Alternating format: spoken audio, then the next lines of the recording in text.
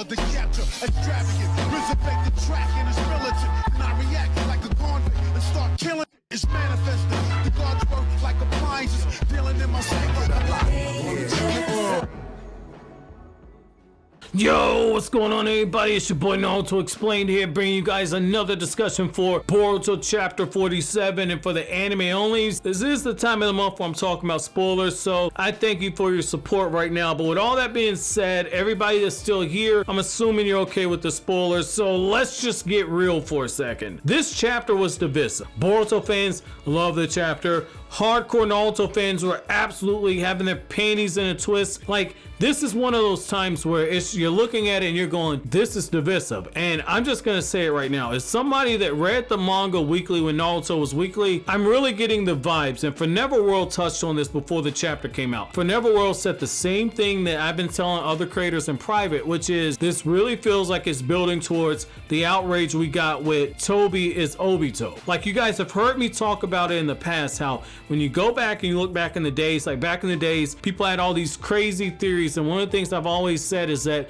sometimes the fan theories that people have are going to end up being more creative than what the actual creator gives us. Back in the day, you had all this talk of Toby being Izuna Uchiha, Toby being Kagami Uchiha, being Shisui Uchiha, being Sasuke from the future. You had all these crazy theories, and yet when people such as myself back on the forums were saying, damn, I think this might be Obito because of what you got with the panel. That's why you guys hear me harp on panels, because Kishimoto did it too. But you had this panel when Sasuke was fighting against Itachi, and while Obito was stalling everybody, you had this panel where Kakashi recognized Sharingan, nobody else recognized it, and Kishimoto had it layered to where you saw Obito's Sharingan on one side and Kakashi's on the other. That's when I said, oh snap, I think this might be Obito, and the warning signs just continue to grow as things progress. But here's the thing. Now this brings me to Amado, okay? So Amado making Kashin Koji a Jiraiya clone. I'm reading the reaction. I've seen some of the videos people have made. People are really pissed off over this, and this is the exact same outrage that we got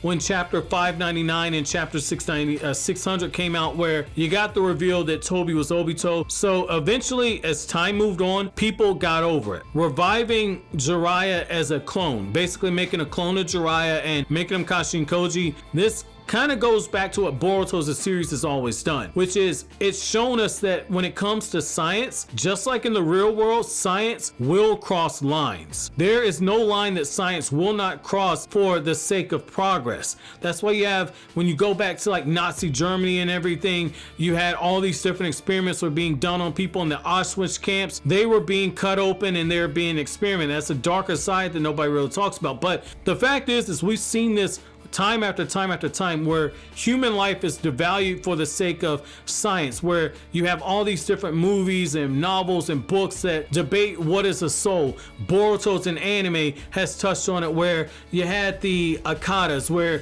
you had the fabrications, where they didn't have a heart, and yet when you look at Akun, which is the little pet that Inojin had, that thing had a soul. When you look at it, like, it's just saying that, like, when it comes to science and everything, that in the Boruto franchise, what is morally right and wrong, that line gets more and more blurred as science begins to advance, much in the same way it does in our world. I think that that's what Ikimoto is drawing. I think that is what Kodachi is writing for this story, that the further we get into scientific ninja weapons tools, the ethical lines are going to get blurred. I think Amado had good intentions, but like they say, the path to hell is paved with good intentions. I don't think that Naruto's going to stand for that. I think we could see a scenario where Naruto, when he learns the truth, pulls that immunity, but I don't think that we're seeing something that should have surprised us, because introducing a character like Orochimaru, who was kidnapping people. Read the manga version of Orochimaru experimenting people.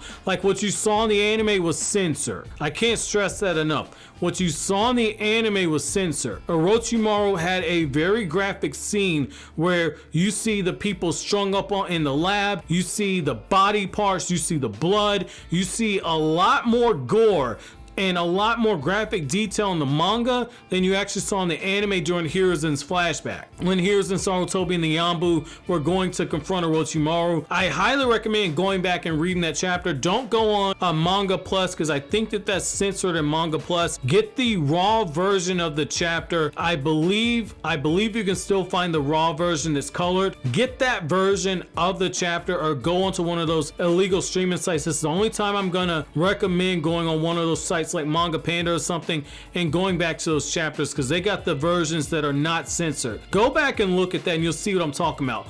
Orochimaru, when it comes to science, was doing the same thing.